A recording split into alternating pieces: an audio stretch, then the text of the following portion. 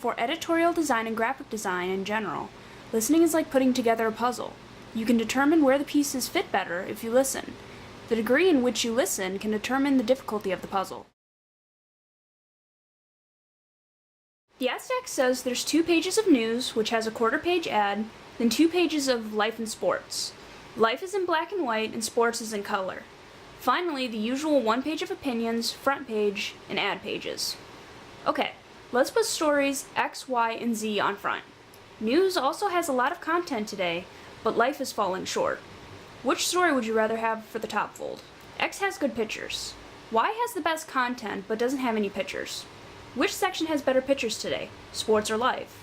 Life has better pictures, sports only has 3.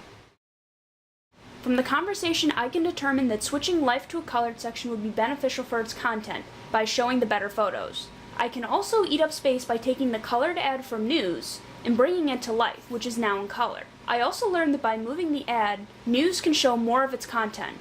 Front page is now easier to design, knowing that I can put story X on the top fold to show the better photo, and on the side of the page I can place story Y, so it's still on the top fold. This makes the page more visibly pleasing and more likely to be picked up.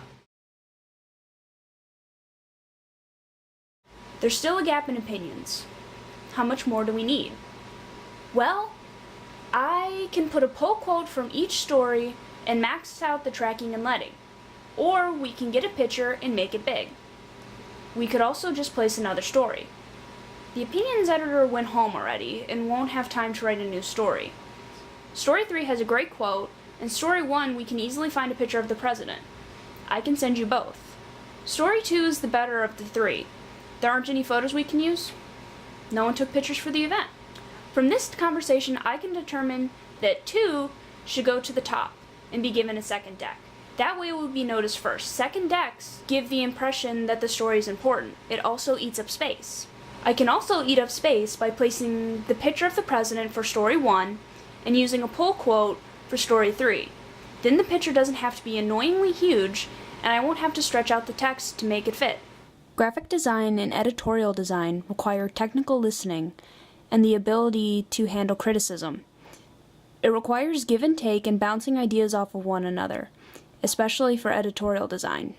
One of the best ways to listen is to take notes. It helps in the long run and allows you to remember your path that you're going and keeps you on track.